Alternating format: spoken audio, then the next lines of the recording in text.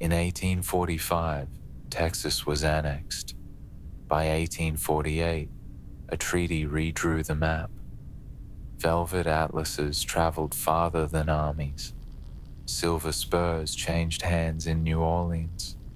In archives, trunks of border maps went missing. Who moved the lines, and whose names vanished when the ink quietly dried? Velvet-bound maps under candlelight, silver candlesticks from Veracruz, unlabeled in auction books, a trunk sealed in brass, no key. Between 1846 and 1848, the US-Mexican War ended with Guadalupe Hidalgo. $15 million paid, vast lands ceded. Court ledgers replaced Spanish deeds. Many were struck out. When borders were bought, what lives were quietly written out? Welcome to history's ledger. This is not the story of generals or battlefields. It's the story of velvet-bound atlases, court ledgers crossed in red, and a bishop's ring placed in evidence, with no name attached. The United States fought a war it claimed was defensive between the year 1846 and 1848. It gained California, New Mexico, Arizona, and more. And with ink still wet, it began crossing out names. Spanish deeds were invalidated. Trunks of border maps vanished from archives. Families were evicted not by canon, but by translation errors and court delays. This episode is not about the conquest. It's about what came after.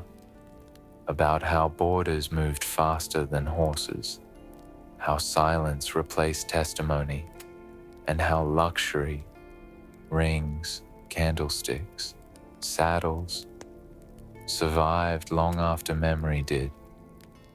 So if you've ever traced a map and wondered who chose the line, if you've ever read a treaty and asked what it didn't say, stay with me, because the ledger is open and the names crossed out still echo in the margins.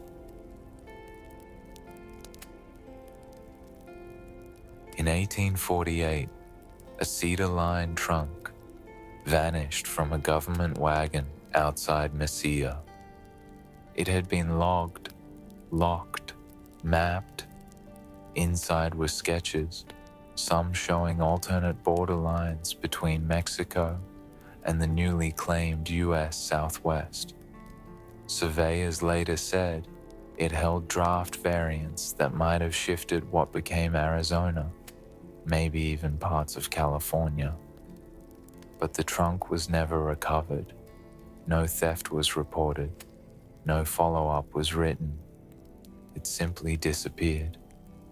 And when it did, the silence began. Because by then, the map was already drawn, and the line, the one that would divide nations, uproot families, erase names, had already hardened into fact. The Treaty of Guadalupe Hidalgo had been signed just weeks earlier, marking the end of the US-Mexican War. In exchange for $15 million, Mexico ceded more than half its northern territory to the United States. It was a staggering expansion. California, Arizona, New Mexico, Nevada, Utah, and wide slices of Colorado, Oklahoma, and Wyoming, all transferred in a single diplomatic gesture. But the treaty wasn't just signed with pens, it was ratified through maps. And one map in particular, a velvet-bound atlas commissioned in Paris and carried across an ocean, would carry mistakes that redefined reality. John Distinell's map was elegant, and flawed. It misplaced rivers, exaggerated borders, and mislabeled key cities like El Paso by nearly 100 miles. But when negotiators convened, it was the version everyone agreed to. Perhaps because it was convenient. Perhaps because it was beautiful. But what it showed, above all, was opportunity. For those eager to make ink as powerful as war. When the surveyors arrived, men like William H. Emery, they weren't correcting those mistakes. They were enshrining them. Emery's teams marched through dust and heat with barometers, steel chains, and French-made compasses, documenting a border that didn't match the terrain. But in field reports, they followed the map, not the land. That was the instruction. The result was that entire towns were cut in half. Churches and wells fell under new flags. Ranches that had existed under Spanish and Mexican rule suddenly found themselves foreign. In the confusion, legal lines turned into weapons. Mexican landowners, especially in Texas and California, were told their titles needed to be resubmitted, this time in English, with square plots and federal standards. Hand-drawn escenos, passed down through generations, were declared informal. Oral agreements meant nothing. Fences replaced stories. New names replaced old ones. And the law, printed in fresh ledgers, crossed out the past. One judge in Brownsville rejected dozens of claims with a single phrase: non-standard documentation. Denied among them were families who had cultivated the land for over a century, their property boundaries measured in leagues and lined by riverbeds, their grants signed under 3 different governments. It didn't matter. Their names were crossed out, their fences replaced. In San Francisco, Maria Antonia Vallejo submitted her family's land grant, supported by notarial seals, governor's signatures, and original decenos. After 23 years in court, her case was denied. The land was absorbed into a railway line. A silver chalice from her family's chapel still sits in a museum drawer. The object is preserved. The name is not. Across California, the Land Act of 1851 promised to honor Mexican claims, but in practice, it offered little more than delay. Claimants were required to defend their ownership in a foreign legal system, often without translators, funding, or the time to endure decades of hearings. Many sold their land to pay legal fees. Others died waiting. Some were never told they needed to file at all. And through it all, luxury endured in strange ways.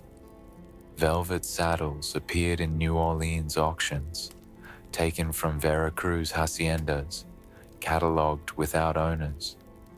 Silver candlesticks turned up in San Diego estate records, listed simply as unclaimed. A bishop's ring recovered from a scorched church outside Monterey rests in a university archive, tagged only with the year, 1847. Even the tools of statecraft were preserved.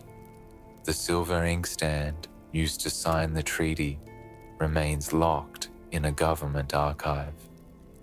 The pen that drew the line now gathers dust, but the line it drew never faded.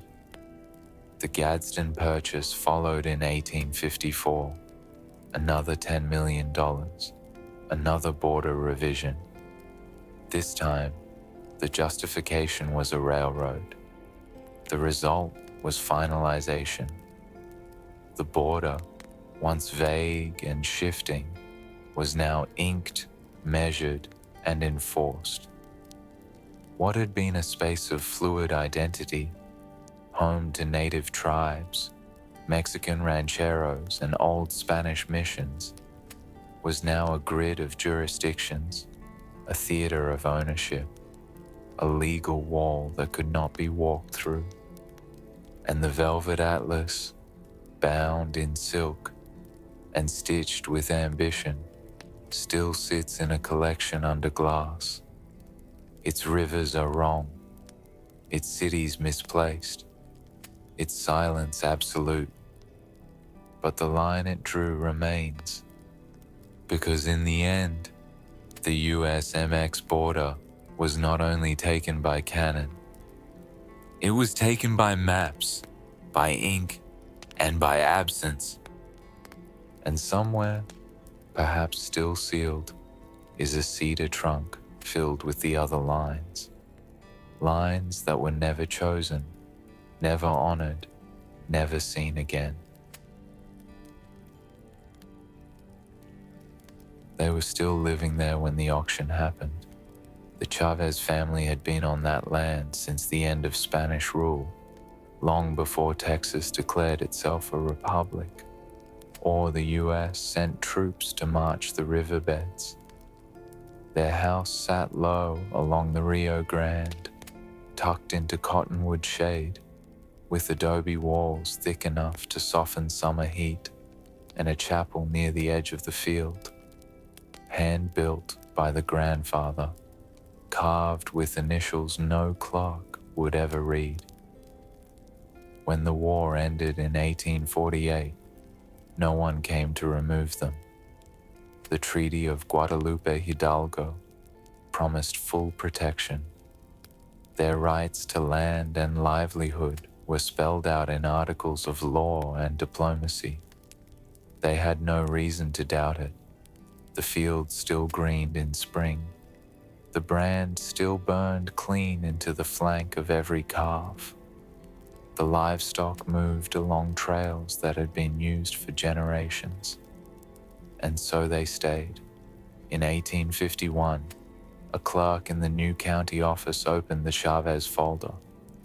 The land title was in Spanish, measured in varas, with landmarks marked by hills, arroyos, and elder trees, not neat grids or coordinates. The design was drawn by hand, the signatures pressed in faded ink. The clerk glanced through it, wrote a note across the cover, unverified, silent file, and placed it back in the drawer. No rejection, no contact, no decision at all. 3 years passed. Then, in the middle of spring, a man with a wagon and 2 oxen arrived in the lower field. He carried a document folded along county lines, an official auction record, signed and sealed. The land, he said, had been sold as part of an estate declared abandoned. The buyer listed was not from the region. The clerk had marked the land as unclaimed, unoccupied, and offered it up with 5 others from the same docket. Ignacio Chavez asked when the auction had taken place. The man told him it had been 3 years ago. No one from the family had attended, and no one had informed them it was happening. The well still held water. The chapel still stood. The orchard bore fruit last season. But none of that made it into the file. The Chavez family had never left, but they were no longer listed among the living on paper. The land they occupied had been redrawn without their names. No trespass, no violence, just ink. The Land Act of 1851 required all former Mexican landowners in the ceded territories to submit proof of their titles. The process was long, expensive, and foreign. Court sessions were held in English. Survey standards were unfamiliar. Legal delays stretched into decades. Some families died before their claims were heard. Others sold portions of their land just to afford the legal filings. For the Chavez family, the claim had been misfiled from the beginning. The surname was recorded incorrectly. The river bend in the Deceno was sketched north instead of west. A clerk's marginalia noted, presumed inactive, not denied, not accepted, just presumed away. As more settlers moved into the valley, new boundaries were laid over the old. A fence line crossed through the family's pasture. Posts were hammered in near the chapel. One morning, Ignacio found a marker by the well, 2 initials carved into fresh pine. He pulled it up and leaned it against the stones without a word. No formal notice came. No judge ruled. There was no moment of departure, just a slow unraveling. That winter, Ignacio and his brothers moved north to Las Cruces. Their cousins left for Tucson.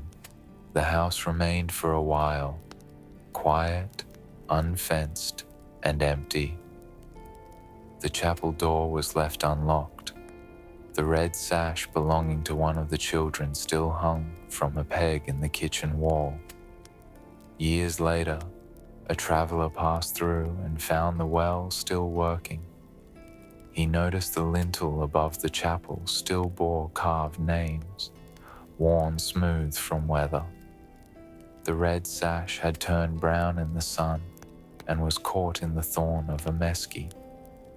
He tied it to his saddle and rode on. In a county archive, the Chavez claim stayed in the drawer, marked unconfirmed holdings. Its seal had cracked and its signatures faded. In 1892, during a reorganization of county records, the file was burned along with 100 others to make space for new tax maps. No one reviewed it again. The land remained, of course. The fence eventually collapsed. The orchard returned to seed. The chapel roof caved in during a summer storm, and the stones from the altar were taken to repair a well farther downriver. The county ledger now shows a different name for the plot, a name that came after. And somewhere beneath the brush, a fence post still leans sideways, carved with letters no one bothers to pronounce. Before the treaty was signed, before the maps were revised, and before courtrooms began striking out names, there was already a stretch of land no one could truly claim. Locals called it La Franja, the Strip, the rough ground between the Nueces River and the Rio Grande. Mexico said the border stopped at the Nueces. The United States said it extended to the Rio Grande. In between was uncertainty, and in that uncertainty lived thousands. It was dry land, not empty land. Rancheros grazed cattle there. Villages crossed rivers to trade. Mesquite roots dug deep into soil that turned to powder underfoot. Every morning, the dust rose early, and by midday, it hung in the air like breath held too long. The sun pressed down without pause, bleaching everything to the same shade of washed bone. You could see a saddle vanish behind a curtain of heat, even while the rider stayed in view. The silence in the strip wasn't peaceful. It was a pause, stretched too far. People whispered when they spoke of soldiers. not because they were afraid of being heard, but because too many times someone had been. Mexican patrols would ride through in the morning. American scouts might follow by nightfall. No one announced themselves. The flags shifted with the season. By the early 1840s, settlers from both nations lived side by side in the Strip.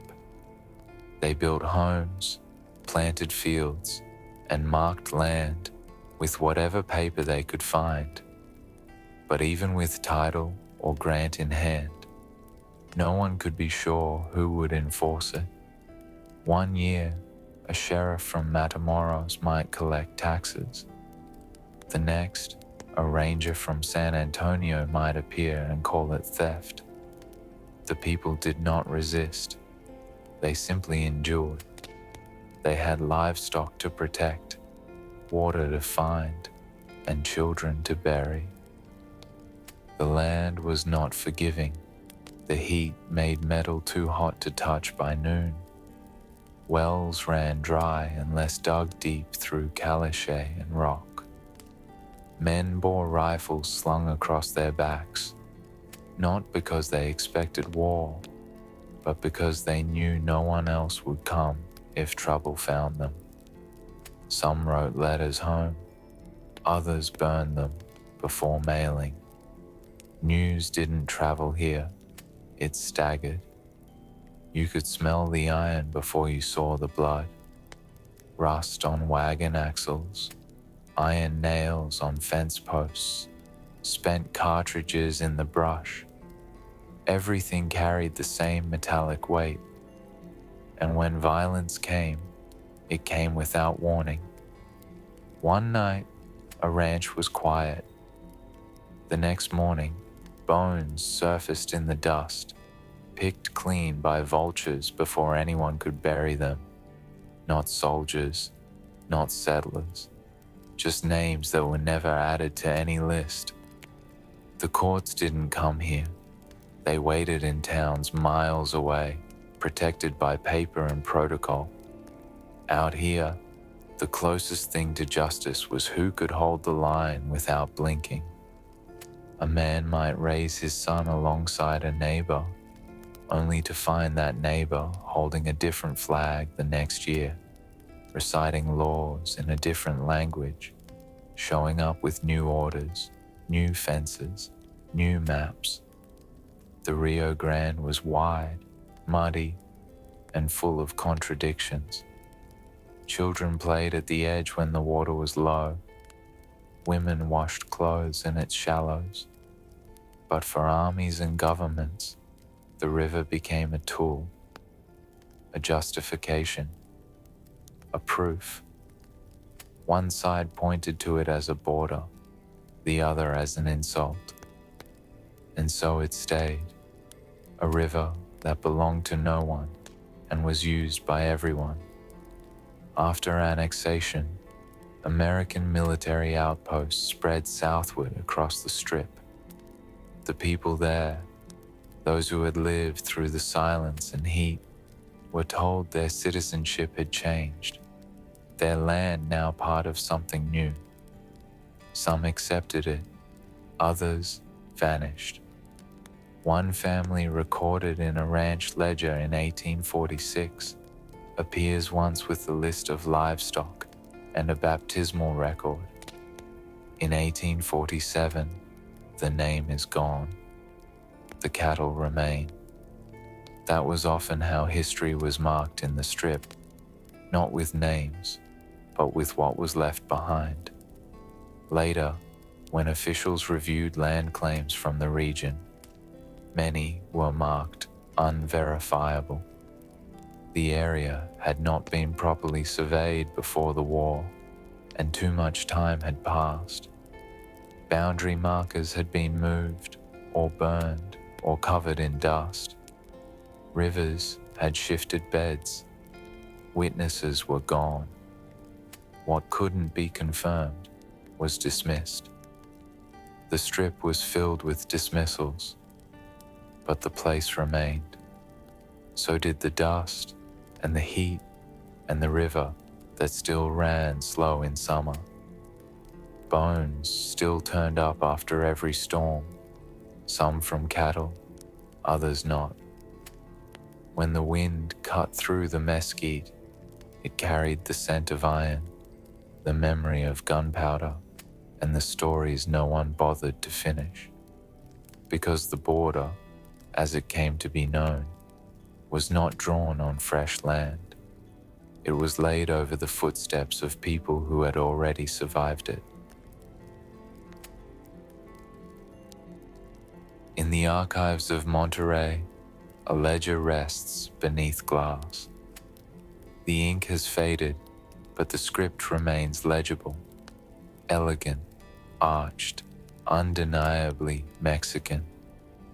It records a land grant issued in 1832, signed by a governor, witnessed by a priest, and sealed with red wax pressed by a silver medallion. The accompanying diseno is hand-drawn on cotton paper. No compass, no square parcels, just painted hills, a winding stream, and a small chapel in the margin.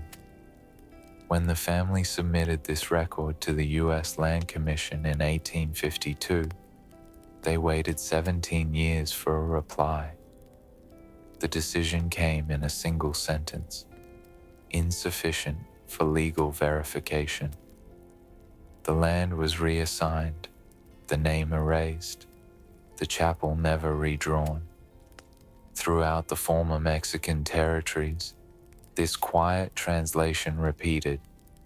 Spanish documents, some bound in tooled leather, others tied in silk, were dismissed as informal or incomplete. Seals were considered decorative. Measurements in varas were declared outdated. A notary box discovered in Santa Barbara still held deeds folded in ribbon, but none of those names appear in the county records today. Luxury objects passed through the same forgetting. A silver inkwell used in 3 governments is now in private hands with no known provenance. A velvet ledger bearing stitched initials sits untagged in a city archive. A wedding spoon from a ranch house in San Luis Obispo was listed as miscellaneous silverware at auction, its engraving filed off. Even language fell apart in translation. Ximenez became Jimenez. Garcia del Valle became Valley. Entire families were renamed, misspelled, or left out completely. One man's name appears in Mexican land books dozens of times, but nowhere in the American versions, except in a sheriff's notice of eviction. Among the translated records, one hand-drawn map remains unfiled. It has no name, no coordinates, no date. But in the lower corner, a small chapel is inked with care. Beneath it, a note in fading Spanish. Aquí empieza todo. Here is where it all begins. No one signed it. No one erased it. It was never accepted. It was never denied. It simply waits. They had 3 days to leave. The order came folded, printed in English, and signed by a court neither of them had ever seen. The seal was real, the ink still wet. A sheriff rode out with 2 men, read the paper once and waited. The Valenzuela family had lived on that land for 42 years. Their house was not large, but it was well kept. The tiles on the roof had been carried in by mule. The table in the kitchen still bore the scratches of wedding toasts, the dull stains of wine and ash. One of the sons had carved his name into the windowsill when he was 10. It was still there. No one shouted. There was no fight. Just silence and the dull rhythm of boxes being filled. They packed quickly, but not all things could go. The mirror in the chapel was too heavy, the oil lamp too fragile. A silver bowl, hand-hammered, inherited from a grandmother buried just up the hill, was left wrapped in cloth, hidden beneath the hearth. The ribbon used to tie it had been white once, now the color of dried earth. Someone placed a cross inside the bowl before covering it. No one said anything about it. In the second room, there was a chest of documents, letters, old land papers, 3 decennos, one deed from 1829, another from the Mexican alcalde in 1845. The eldest daughter held them in her hands for a long time, then set them back down. They had already been ruled invalid. The dog wouldn't follow them when they left. It stood in the courtyard, ears back, watching. The youngest child tried to coax it. The mother said no. Leave it. Let it guard the house a little longer. At the gate, the sheriff asked if they were finished. Ignacio nodded. No one else looked at him. They climbed onto the wagon, one by one, and began to move. The house behind them didn't burn. It didn't fall. It just stood, whole, but emptied. Somewhere past the orchard, one of the sons realized he'd left behind the crucifix from above the bed. They didn't go back. In time, the house would be resold. The new owner would find the bowl, the letters, the child's carving in the wood. The name would be unfamiliar, the documents unreadable. They would be discarded, along with the ribbon and the ribbon's meaning. For years afterward, Ignacio kept the court order folded in his coat pocket. The paper wore thin, the seal cracked and flaked. Eventually, he threw it into the fire without telling anyone. What they lost that day wasn't just land. It was the feeling that their lives belonged to a place, that their family line was written into the shape of a field, a wall, a stone path, a window. That memory could be walked across. They carried what they could. The rest remained, quiet, intact, and waiting for a history that never came back to claim it. The chapel hadn't held a service in years. Its walls leaned slightly, softened by rain and dry wind, the adobe worn down to expose straw in places. The bell was gone. So was the roof mostly. But the stone font near the doorway still held rainwater when the season was right. Sometimes animals drank from it. Sometimes no one came near for weeks. Near the altar, the last remnants of paint still clung to the wall, a sunburst above where the cross once hung, and faint blue fragments of a starched robe that had outlined a figure now completely gone. There had been a name carved beneath it once. The plaster gave way. The name did not survive.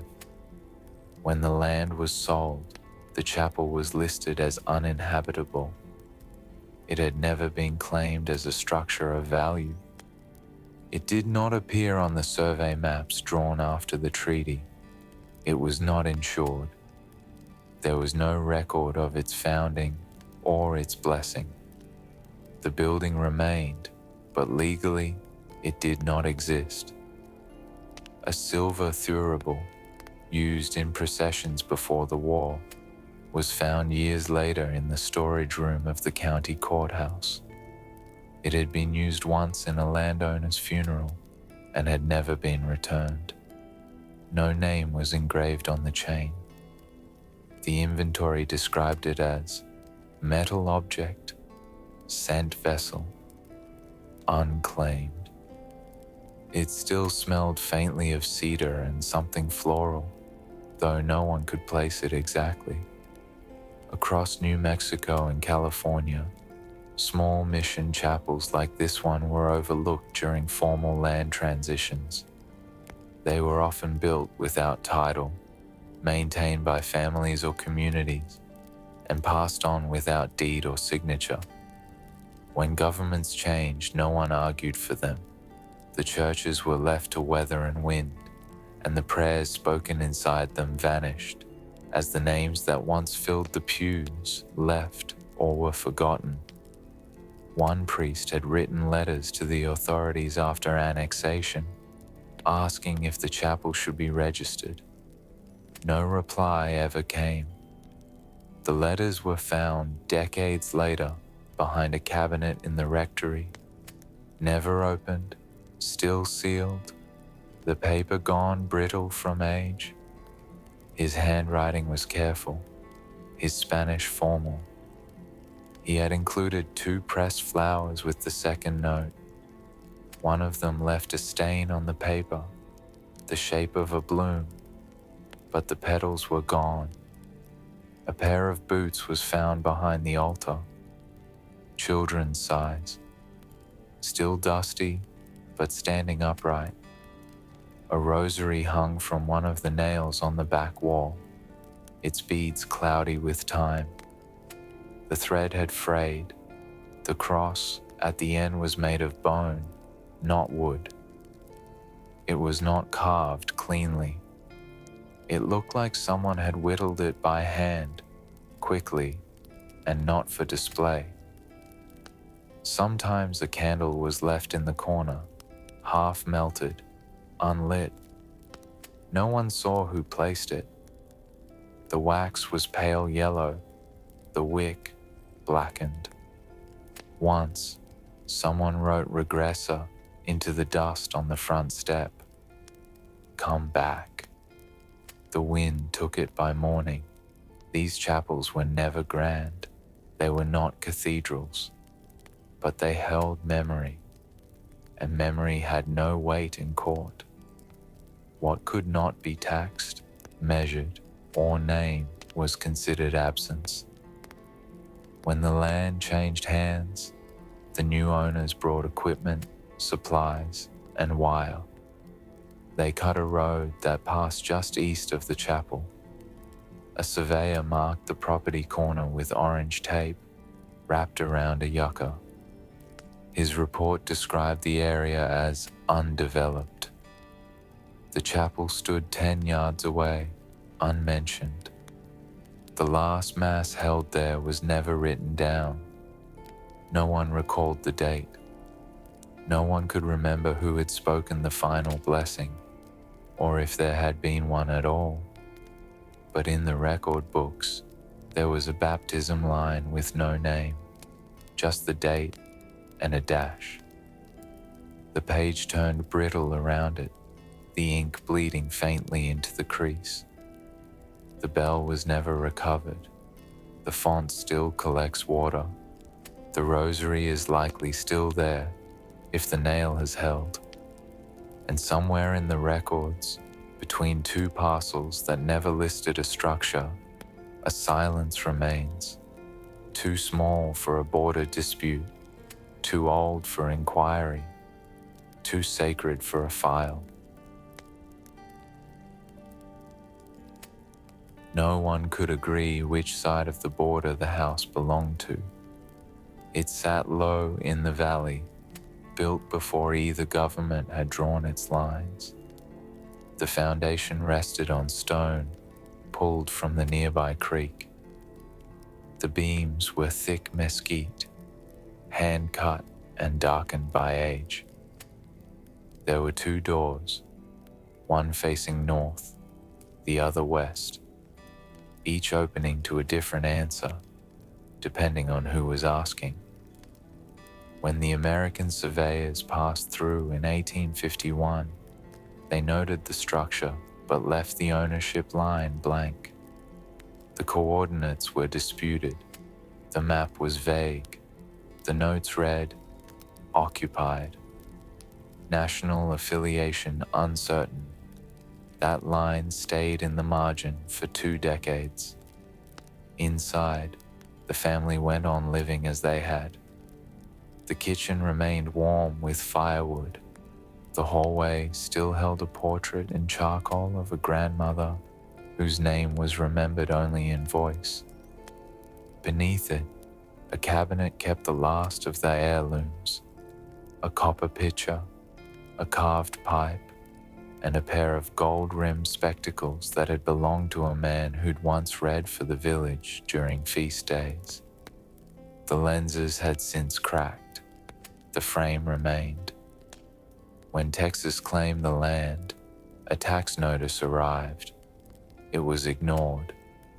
The writing was unfamiliar, the seal unknown. Months later, a second notice came, this time from a Mexican official. The family paid in coin and corn, just as they always had. The receipt was handwritten.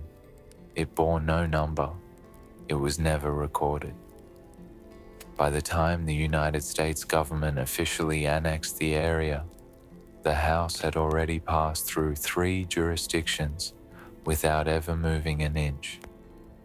The surveyors returned, this time with new instruments and stricter guidelines. They placed a boundary marker near the orchard. It stood less than 30 feet from the front door. The line cut through the garden. The family was told they now lived in America.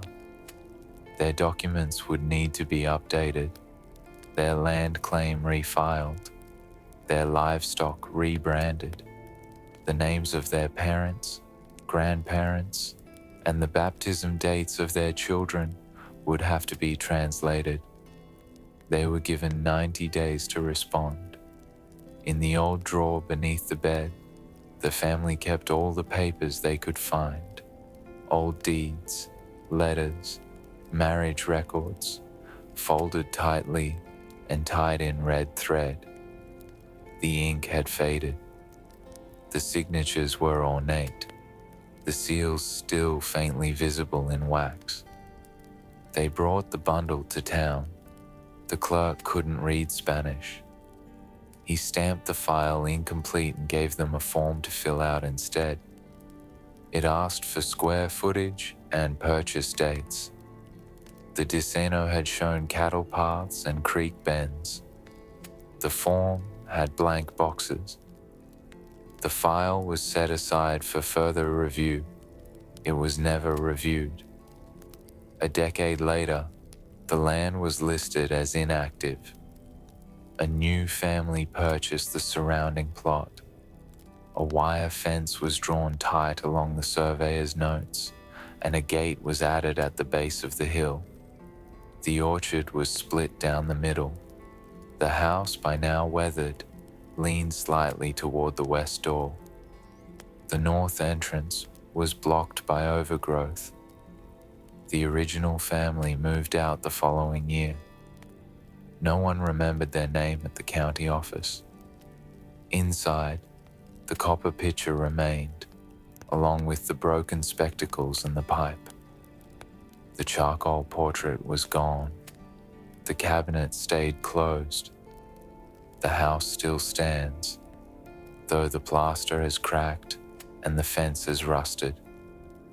On newer maps, the boundary marker is gone, but the line remains. It passes just behind the kitchen, invisible to the eye, still deciding who the house belongs to. Neither door has been opened in years. It was held on a Tuesday, just after sunrise. The flyers had been posted a week earlier. one tacked to the courthouse door, another nailed to the frame of the blacksmith's shop. No details, just a list of lots by number and a line at the bottom. Unclaimed holdings, open sale. Bring proof of funds. By the time the bell rang, 12 men had gathered outside the clerk's office. Most came from nearby. A few rode in from further west. None of them asked whose land it was. The files didn't include names, only the parcels, coordinates, estimated value, improvements, if any.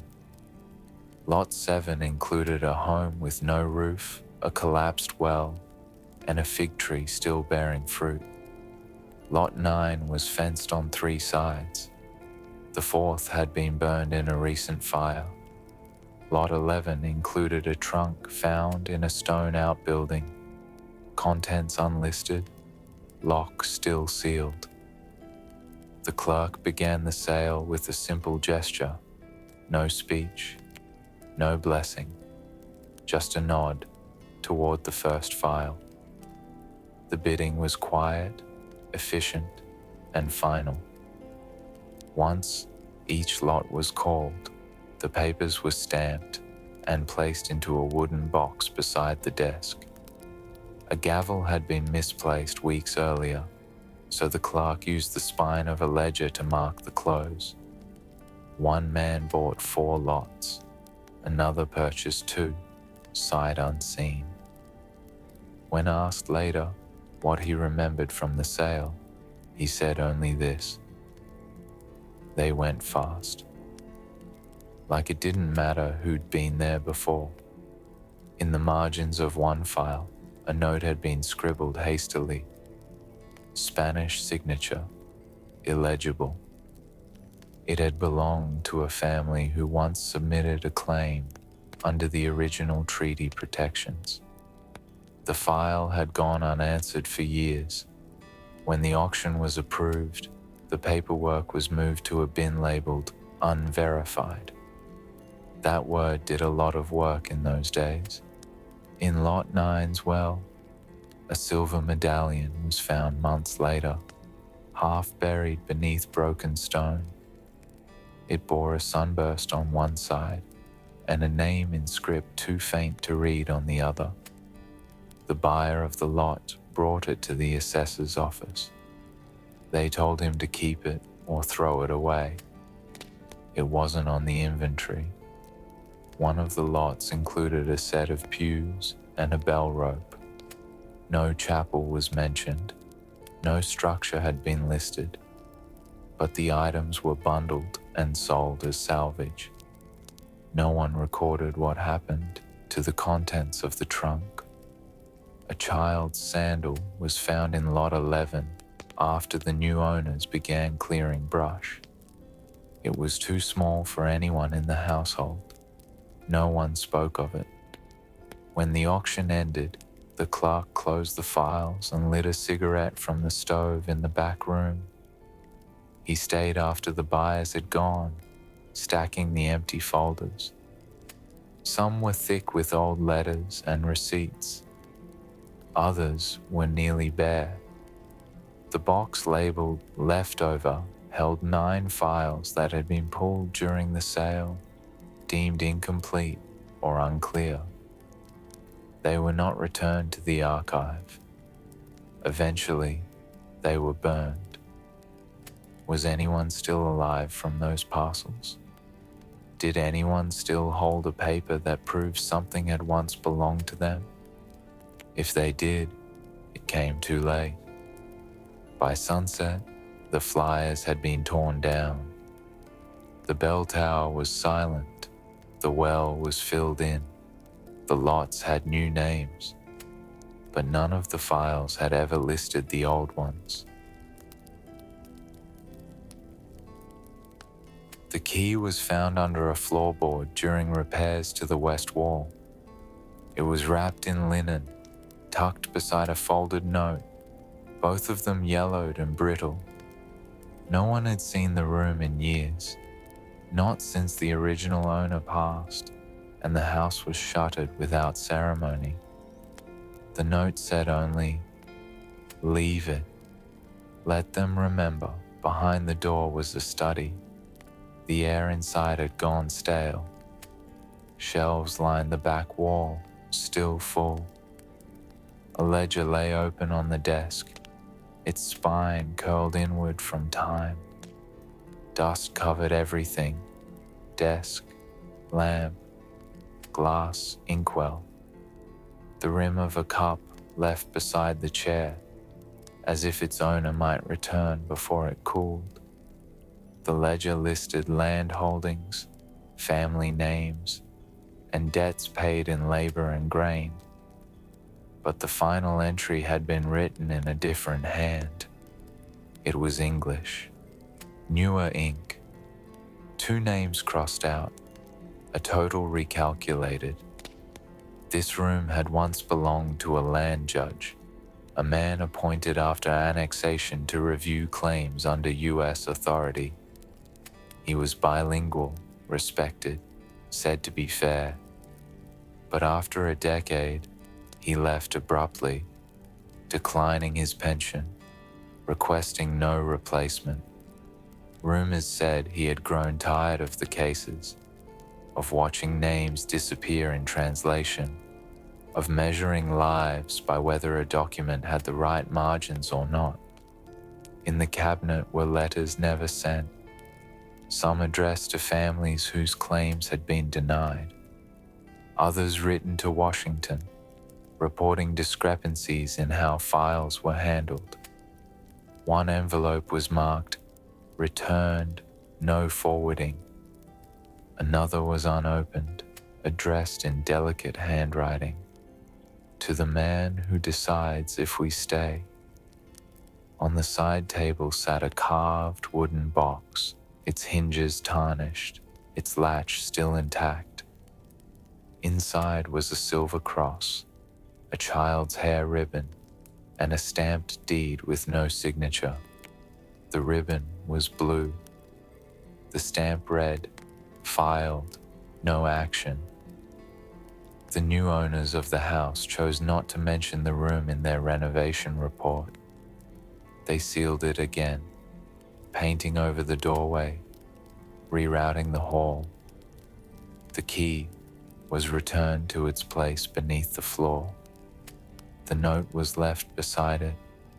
Somewhere in the county archive, the land referenced in the ledger is now part of a commercial subdivision. The parcels were renumbered, the survey lines redrawn. The original families no longer appear in any registry, but one of them had written back years ago, a letter tucked inside the judge's desk, written in halting English. It ended simply, "We didn't understand, but we were always here." The map had been folded too many times.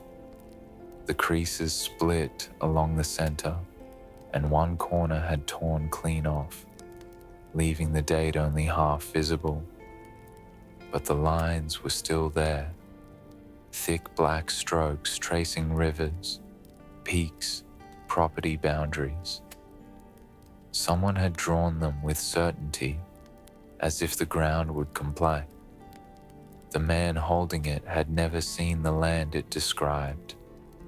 He'd arrived by stage 3 days earlier, deed in hand, eager to claim what had been assigned to him by auction and survey. But nothing looked the way it was drawn. The road curved where the map showed it straight. The creek, dry now, was 50 yards east of the mark. And the adobe structure he was told to expect was not a ruin, but a home. 2 children had run behind the wall when he approached. A woman stood in the doorway.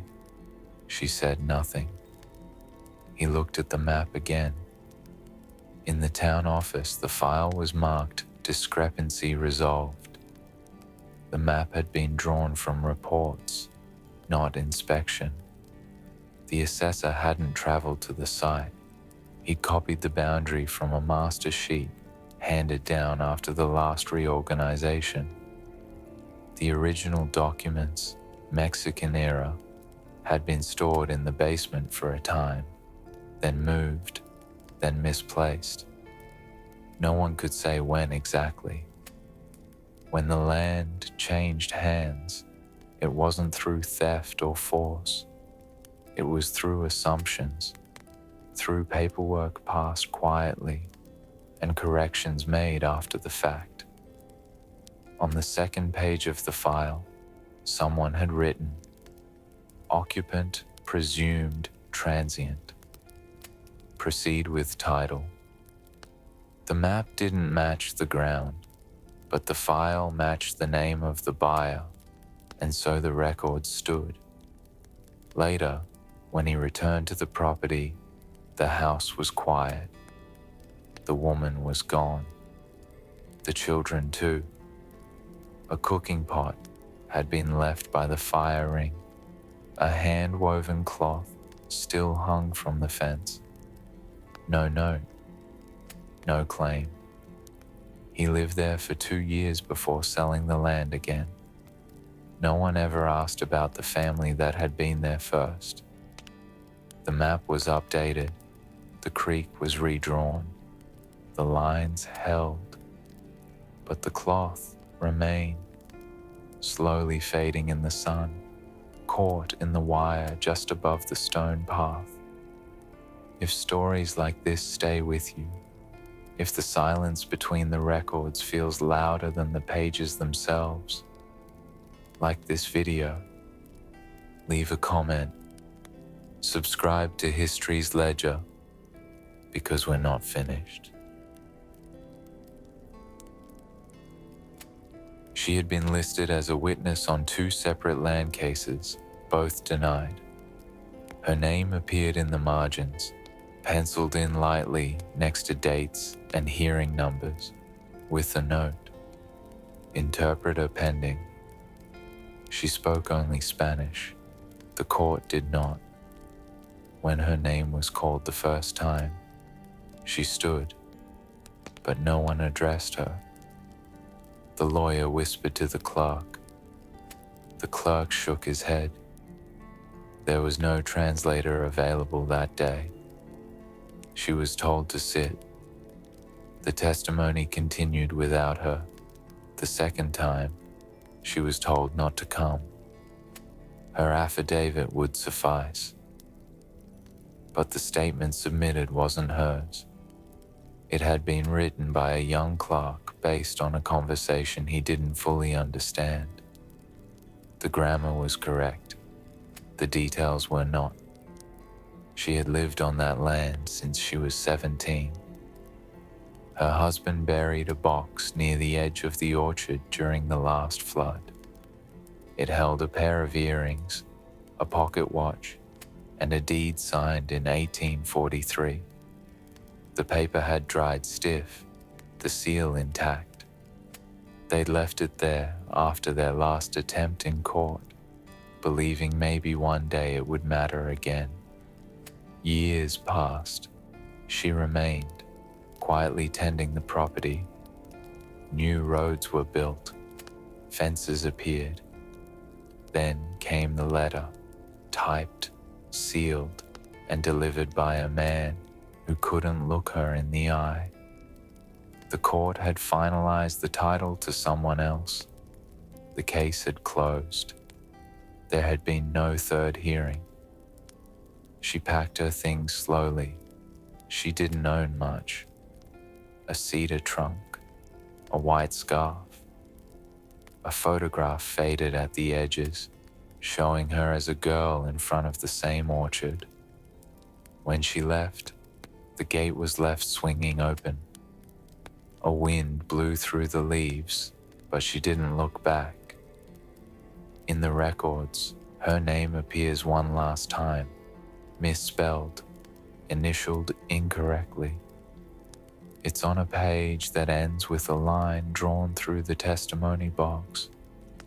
The word beside it reads, vacated. The court didn't ask what she knew, and by the time they might have, the orchard had already been cleared. The drawer stuck every time someone tried to open it.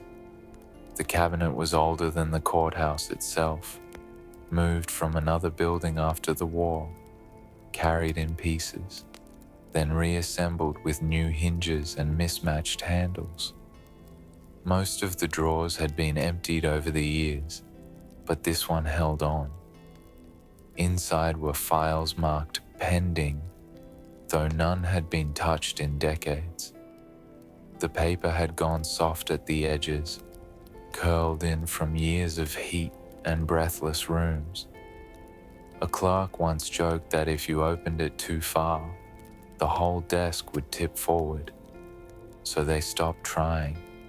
The drawer remained mostly closed. One afternoon, during a record audit, a young archivist tried again. The wood groaned. The bottom edge scraped the floor, but it opened. The files inside were mostly land claim folders, thick, stitched with thread, the kind used before staples. Some were labeled in pencil, others in ink. A few had no names at all, just a reference number and the phrase, awaiting response. One folder contained a letter, folded 4 times, written in Spanish. The ink was uneven, as if the pen had been dipped too few times. It was signed by an old woman named Isabella, dated 1853. Her words were formal, careful. "I do not understand the form," it said, "but I have lived here always." There was no reply filed with it, no evidence it had been read. Another folder contained only a photograph, sepia-toned, blurred at the edges. 2 children standing beside a low wall, one of them holding a hat too large for his head. On the back, in faint pencil, proof of residence if needed. No name, no stamp, no record of the land in any county survey. The archivist didn't know what to do with the drawer's contents. Some of the files were marked as duplicates. Others were half empty, case numbers scratched out, initials faded. A silver button had been tucked into one folder, a keepsake or maybe a seal. It bore no mark. He asked an older clerk if the files should be transferred. "Leave them," she said, without looking up. "They're ghosts now." When he tried to close the drawer again, it resisted. The wood had warped from years of pressure, of dust, of air gone dry with time. He left it open an inch. The next day, someone tucked a new file inside, unsigned, dated in pencil only. There was no cover sheet, just a note attached with a paperclip. Family came by, said they were looking for something that used to be here. The house had been empty for years, but someone had signed for it. It was a small adobe structure tucked near the edge of the old road, close enough to the trade route to catch dust from passing wagons, but far enough from town that few people came without reason. The doors had been sealed with wire, the windows shuttered, but the garden still bloomed in spring, and the roof had held through more monsoons than anyone expected. When the county transferred the land in 1891, the file included a signature, block letters, sharp and unfamiliar. The name didn't match any prior records. It had been added to the deed in dark ink, a different color than the rest of the page. The signature was never questioned. No one was left to speak for it. But the family who had built the house had left behind a chest. It remained hidden beneath the floorboards, cedar-lined, bound with cloth, and carefully packed. Inside were 3 letters, a rosary, a child's shawl, and a folded petition stamped with the seal of the territorial governor. The name on that document was different. It was not the name on the final deed. Who signed it? Who decided they had the right? The court claimed the records were clean. The lot was cleared for resale. A new family moved in before the end of the season. They found the chest during repairs. One of the children opened it. The mother folded the letters and returned them. The rosary was placed on a nail near the kitchen door. The shawl was laid flat in a drawer and left untouched. But the petition was never mentioned. One of the letters was addressed to no one. It began, "We have not left. We are still here." Was it ever delivered? Did someone carry it to the office, only to lose their nerve at the doorway? Or was it simply forgotten, like so many things that didn't fit neatly into folders, boxes, or forms? The survey that authorized the transfer was drawn without visiting the site. The assessor wrote his notes based on maps provided by the clerk. No elevation recorded, no structures marked, no indication of who might have once prayed beneath that roof. And yet, the wire was twisted tightly around both doors. Someone had sealed the place with care, as if they planned to return, as if they believed the land might still remember them. Does a place remember? Can it hold on to something after the paper forgets? Somewhere, in a drawer that's now replaced or burned, that petition once waited for a stamp that never came. The name at the bottom still matched the carving in the windowsill. The signature was round, elegant, uneven, not the one on the final deed. No one could remember the last time the bell had rung. It was cast in bronze, plain, with a single line of engraving in Spanish around the crown. The words had worn smooth from decades of wind and rain, and now only half the phrase could be read. Para que no se olvide, so that it is not forgotten. It hung in a mission that no longer appeared on any official list. The structure still stood, barely. Its rear wall collapsed, the roof patchy with daylight. But the bell tower remained, cracked, lopsided, still standing, as if the bell was the only part that refused to fall. Locals said it had rung once since the land changed hands. Just once. No one was sure who had pulled the rope.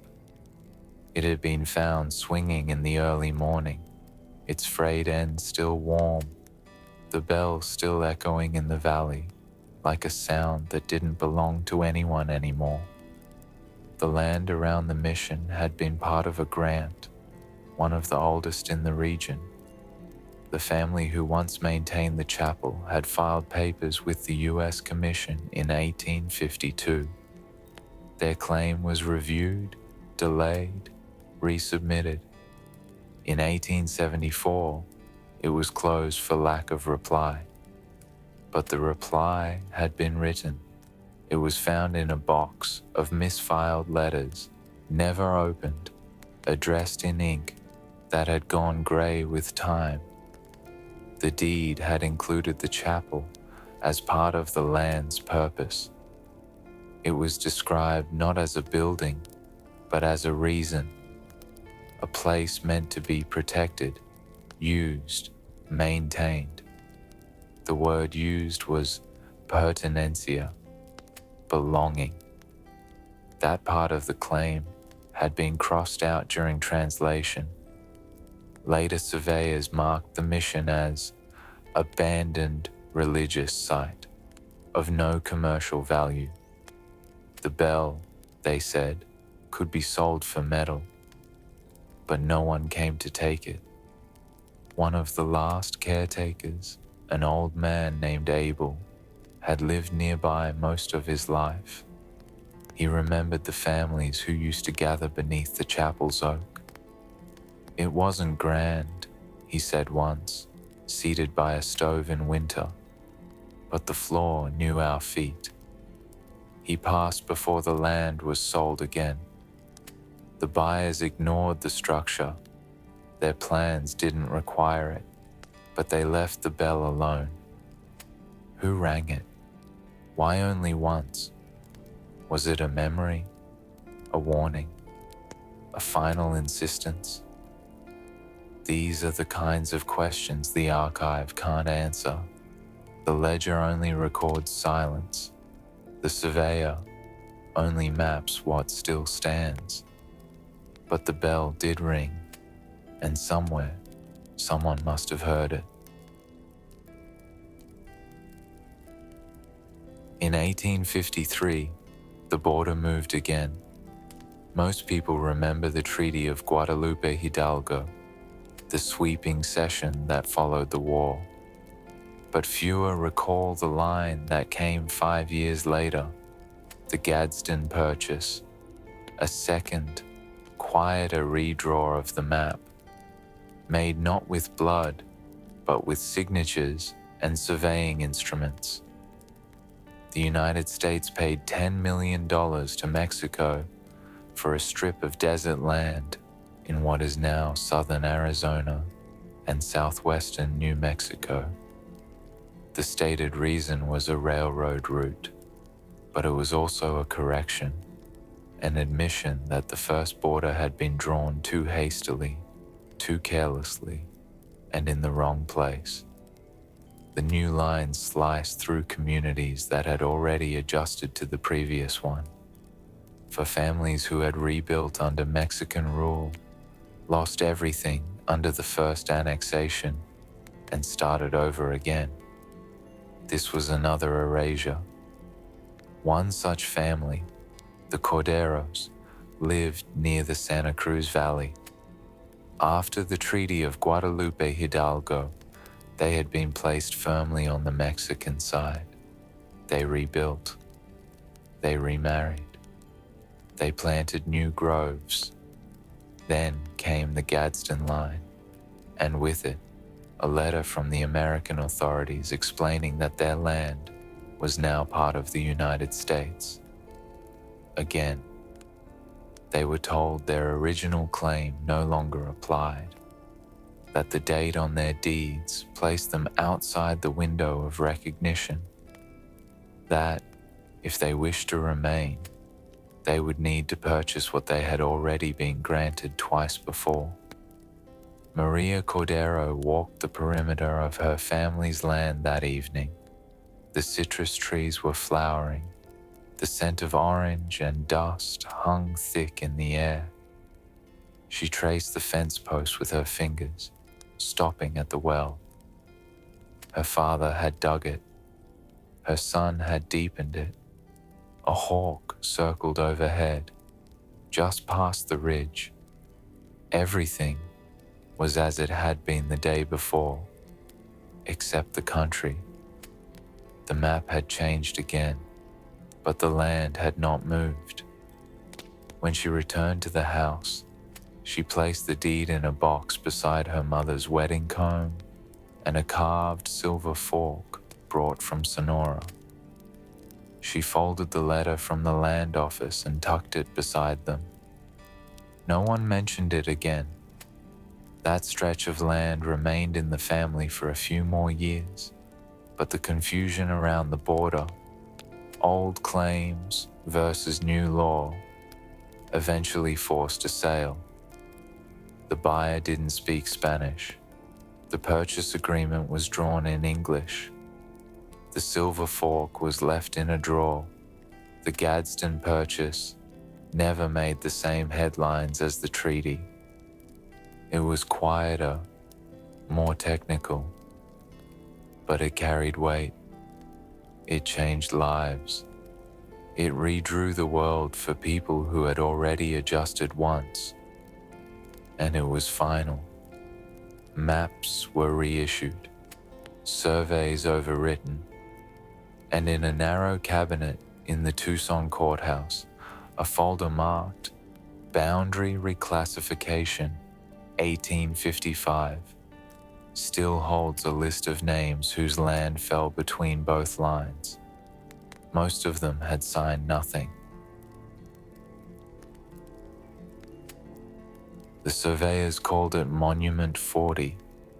It was a block of white stone pulled by mule cart from a quarry north of El Paso and set into the ground in 1855 as part of the newly defined Gadsden border. The top was rounded, the sides engraved in both Spanish and English. One side read, Boundary of the United States. The other, Límite de la República Mexicana. Beneath that, the date. It was meant to mark certainty, the final line, a point no one could dispute. But the monument had been placed 20 yards off.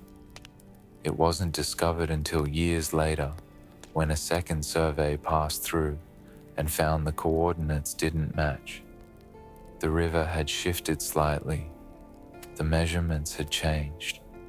The stone stood proud, but incorrect. By then, the nearby town had grown around it. A small market stood just east. Children played in its shadow. Some rubbed their fingers across the engraved letters as they passed, tracing the words without knowing what they once meant. A storekeeper remembered seeing a family stop beside it once, their wagon pulled to the side of the road. The father stood silent, one hand on the monument. The mother sat in the wagon seat, holding a folded piece of paper. The children didn't speak. After a minute, they turned back without a word and rode on. The clerk who filed the correction years later wrote that the stone would not be moved. It had already been engraved, cemented, mapped. Instead, the adjustment would be noted in future records. The real line, legally, would be a few steps west. But no one came to see that line. They saw the monument. Years later, a fence was installed, then a larger wall. The stone remained behind it, cracked at the base. The engraving faded. One side was painted over, the date eroded with rain. Still, it stood. What do we do with things that were meant to last, but no longer point to anything true? Who decides whether the old marker or the new line is more real? A monument can carry words, but the ground carries memory, and memory, unlike stone, doesn't stand still. It wasn't a long case file, just 8 pages, stitched at the corner with twine and folded at the edge where someone's thumb had held it often. The first page was standard: parcel description, coordinates, name of claimant. The second included a translation of the original Mexican title, along with a sketched map showing the creek, a stand of sycamores, and a line of fencing traced in charcoal. The third listed witness names, 3 in all, 2 marked as available. one crossed out. The fourth page recorded the hearing. The date was smudged. The clerk's notes were sparse. The fifth began a statement from the claimant herself. Her name was handwritten in neat lettering. Beneath it, the words, "I speak through my son, who writes this for me." Her Spanish had been translated into English by the boy seated beside her. She had lived on the land for 47 years. Her husband was buried beneath the mesquite tree behind the home. 2 children had been born in the northern room. A stone mortar near the well had been used by her grandmother and still sat under the awning. The well had never run dry. Page 6 continued her words, descriptions of the land, the trees, the spring floods, the small stone boundary her father had laid by hand. Page 7 was half full, and then, on page 8, the writing stopped. The sentence broke halfway through a line about a hill just past the southern fence. The ink trailed off. The rest of the page was blank. There was no judgment filed, no ruling, no closing stamp. The back of the folder carried a penciled mark, incomplete. No further action. What happened? Did she stop speaking? Did the clerk stop listening? Did the boy, whose hand wrote the words, falter under the weight of the moment? The home is gone now. The trees still stand. The mortar is cracked, but it's there. And under the canopy of one oak, near where the sycamores used to be, the faint outline of a rectangular stone boundary rises just enough to catch your foot when you walk through. No new claim was filed for that parcel. The name does not appear on later maps. Only the file remains. 8 pages, 1 thread, 1 sentence unfinished. Maybe that was enough. The letter arrived folded in thirds, addressed to a name no one in the office recognized. It had been forwarded twice, first from the old post station near Las Cruces, then from a shuttered box in El Paso. The ink on the envelope had faded to the color of dry leaves, but the stamp was intact. A red seal, unbroken. Inside was a request, not urgent, not pleading, just formal. The grandson of a land grantee seeking confirmation of what his grandfather had been promised. He enclosed a copy of the original deed, a notarized affidavit, and a hand-drawn map that looked older than the paper it was sketched on. The clerk who opened the letter filed it under delayed inquiry, historical. He marked it for review, then moved on. The inheritance, according to the record, had been valid under the Treaty of Guadalupe Hidalgo. The land had passed from father to son to grandson. No disputes, no claims, no taxes owed. But the confirmation paperwork, the certificate of recognition, had never been issued. The original claim had been placed under review in 1854 and forgotten. In 1889, it was administratively closed. No notice was sent. The family stayed, unaware. They fenced the property, planted, rebuilt after the flood in 73. They buried their dead in the same shaded grove. They called the land by its oldest name, the one carved into the wood above the barn. Now, almost 40 years later, the grandson wrote asking for a copy of what he thought he already owned. There was nothing to send. The law had changed.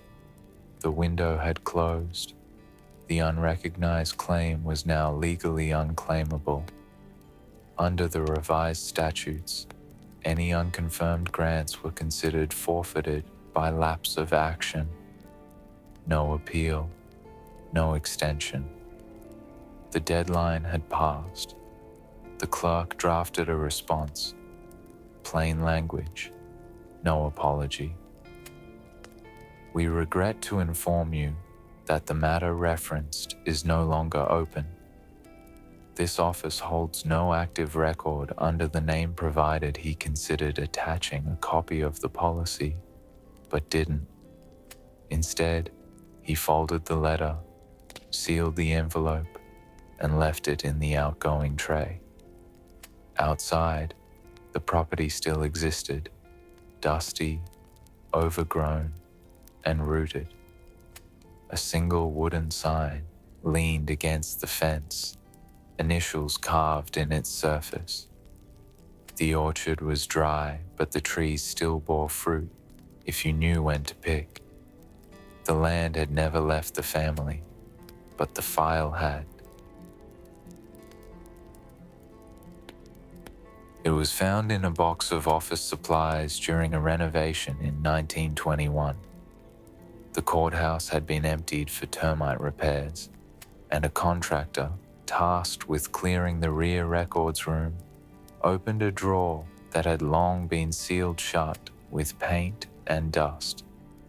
Inside were ledger sheets, a tin of dried ink pads, and a stamp. It was made of brass, heavy, with a wooden handle cracked by time. The emblem on its face was unfamiliar to the staff. An eagle, yes, but not the American one. This eagle held a serpent in its beak. Beneath it, a broken arch of letters spelling out Propiedad Confirmada. The words had no function in the current system. No one had used this stamp in decades. But when pressed against paper, the image was still sharp, still precise. No one could say who had last used it, but it was once the mark that confirmed a person's right to remain. The stamp had been issued to Mexican officials just before the war, carried into courtrooms, held by notaries, pressed into margins alongside ink signatures and paper seals. After annexation, many of those officials stayed on briefly, helping with the transition. Some were reappointed under U.S. titles. Others vanished from the records.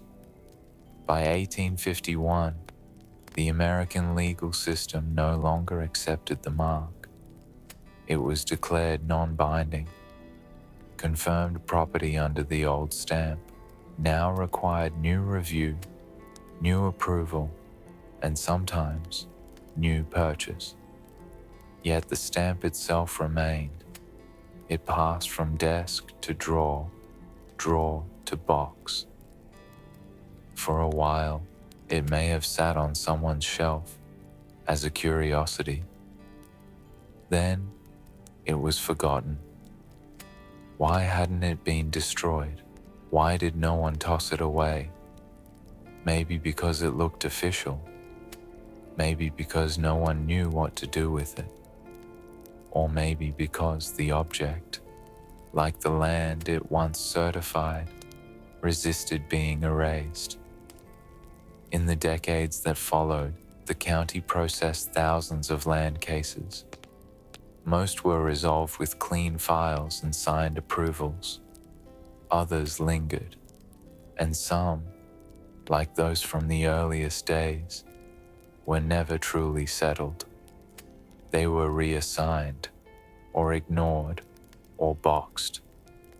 The stamp was placed in a display case at the back of the courthouse. A brass plaque was added later, reading, "Historic artifact, origin unknown." Unknown. Even now, after all the names, maps, seals, and stories, The stamp had once told a person, "You belong here," but in the end, no one could prove who it belonged to.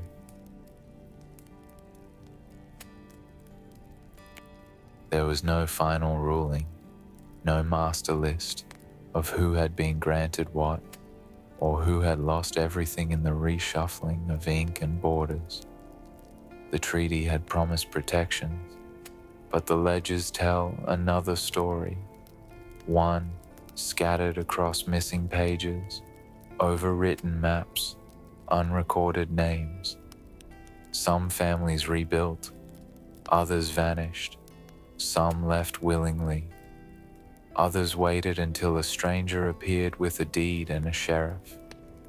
What they carried with them, wedding combs, rosaries, letters, became the only proof of what was theirs. And what they left behind turned to rumor, artifact, or auction lot. The record books never show a clean break. They fade out. A final case marked pending, then nothing.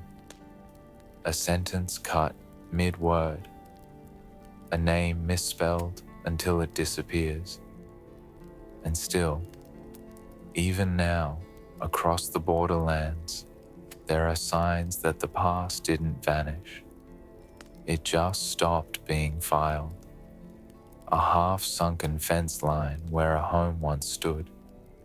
A rusted medallion found behind a courthouse wall. A velvet ledger with no tag, locked in a temperature-controlled archive, opened by no one. Who kept that trunk of maps that vanished in 1850? Who struck out names from the Dicenos when no translator was present? And we don't need a border to feel what was lost when one was drawn. If you've stayed with us this far, thank you. History's ledger is a slow unfolding of memory, silence, and what paper forgets. If this story lingered with you, if a name or an object stayed in your mind, help the next one find its way. Like the video, leave a comment, and subscribe. The next chapter is waiting. In our next episode, the hidden truth that nearly destroyed America. A buried scandal, nearly forgotten. It didn't come from foreign enemies, but from within. And the country came closer to collapse than we were ever taught to believe. We'll see you there.